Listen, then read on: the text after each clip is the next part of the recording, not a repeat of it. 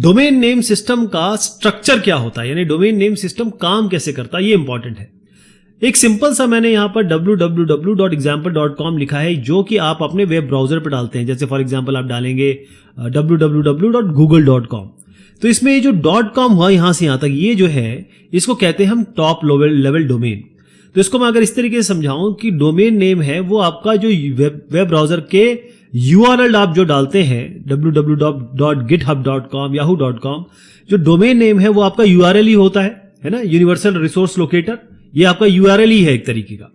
तो domain name इसमें अलग अलग पार्ट होते हैं, और कौन कौन से पार्ट है, और ये जैसे 1 पार्ट 2 पार्ट 3 पार्ट, इसको हम कहते हैं लेबल्स। तो डोमेन की एक हायरार्की होती है जो कि आपकी राइट टू लेफ्ट चलती है। ध्यान रखिएगा, डोमेन को आप इस तरीके से DNS जब ये पढ़ेंगे समझेंगे, आपको इस तरीके से चलना पड़ेगा, मतलब राइट टू लेफ्ट, बाएं से दाएं से बाएं।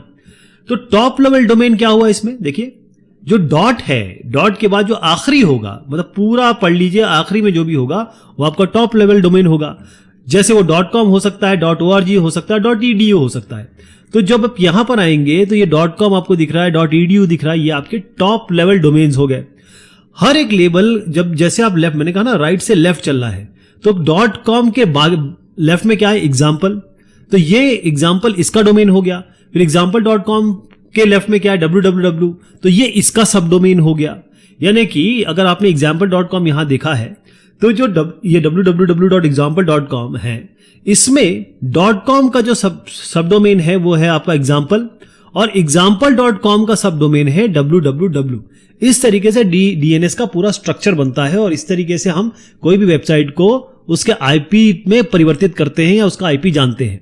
तो ये जो अलग अलग मैंने आपको सब डोमेन्स बताए, ये 127 लेवल तक जा सकते हैं, और हर एक लेवल, जैसे ये .com है या फिर ये www है या फिर example है, ये आपके 63 कैरेक्टर्स के हो सकते हैं। यानी कि ये तो चेंज नहीं हो सकता, ये भी चेंज नहीं हो सकता, ये तो फिक्स है, लेकिन ये आपका 63 कैरेक्टर्स तक जा सकता है। इसका मतलब टोटल डोमेन कैरेक्टर लेंथ जो हो सकता है वो 253 कैरेक्टर्स का हो सकता है मैक्सिमम। अच्छा ध्यान रखिएगा, कभी भी हम जो लेबल है इनको हम हाइफन से स्टार्ट नहीं करते, इस तरीके से नहीं कर सकते, और पूरी तरीके से नंबर जैसे 0 to 9 जो नंबर्स होते हैं वो नहीं दे सकते हम इसमें। तो टॉप लेवल डोमेन्स में आप कभी भी न्यूमेरिक नहीं मिलेगा आपको, और हाइफन नहीं मिलेगा। अब ये किसने तैयार किया, ये जो मैंने आपको बता रहा हूं कि DNS स्ट्रक्चर क्या होता है, फिर DNS सिस्टम कैसे इसके पीछे काम करेगा, ये जो है IETF यानी कि इंटरनेट इंजीनियरिंग टास्क फोर्स है, इसके ये रूल्स है, और ये RFC 1035 यानी कि रिक्वेस्ट फॉर कमेंट्स में दिया गया है कि डोमेन नेम कैसे रखे जाएंगे, किस तरीके से रखे जाएंगे, और इसी से, क्योंकि एक तरीका बन गया ना, इस तरीकों को अपना के आप DNS इंप्लीमेंट कर सकते हैं, डोमेन नेम सिस्टम इंप्लीमेंट कर सकते हैं।